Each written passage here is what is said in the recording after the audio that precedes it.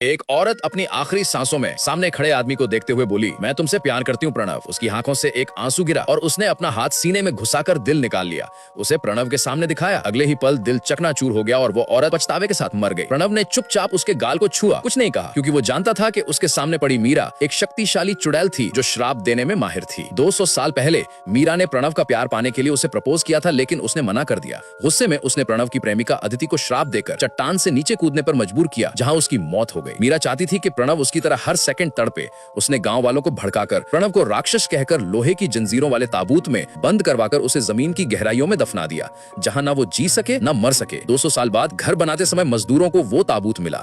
जैसे ही उन्होंने चेन काटी, अंदर से एक काला साया निकला और उसने सबका खून चूस लिया। वो साया प्रणव था, अब आजाद हुआ वैम्पायर। जब मीरा वहां पहुंची, ताबूत खाली था और सुबह हो चुकी थी। वो समझ गई कि प्रणव वापस आ चुका है। वो उसकी हवेली पहुंची और सालों बाद उसे देखा। प्रणव बोला, ड्रामा मत कर, मैं सिर्फ 196 साल सोया था। वो बदला लेने वाला था। तभी धूप अंदर आई और वो घबरा कर पीछे हट गया। वैम्पायर धूप से डरते हैं। दुनिया पूरी तरह बदल चुकी थी। कार्स, फोन्स, टीवी, सब उसे किसी जादू जैसा लगता था। इसी नए दौर में उसे एक लड़की मिली जो बिल्कुल अदिति जैसी थी। दोनों जल्दी ही एक दूसरे के करीब आ गए। उधर मीरा भी तैयार होकर प्रणव की पार्टी में आई और बालकनी में उसने वही नजारा देखा जो 200 साल पहले हुआ था। जलन में उसका चेहरा फटने लगा। बाद में उसने प्रणव से कहा, हम दोनों अमर हैं, हमेशा साथ रह सकते हैं, बिजनेस चला सकते हैं, खूब पैसा कमा सकते हैं। लेकिन प्रणव ने फिर मना कर दिया, मुझे ये ऑब्सेशन वाली औरतें पसंद नहीं। वो बाहर निकला और मीरा ने उसे फिर से ताबूत में बंद कर दिया। आज प्यार नहीं दोगे तो फिर अंधेरे में सड़ते रहो। फिर वो लोगों को भड़काने गई कि राक्षस जिंदा है, हवेली जला दो। लेकिन प्रणव को एक छोटे लड़के लिए आजाद कर दिया। वो सबके सामने आया और मीरा की गर्दन पर काटा, पर उसे कुछ नहीं हुआ। सबको पता चला मीरा भी राक्षस थी। दोनों की भीषण लड़ाई शुरू हुई।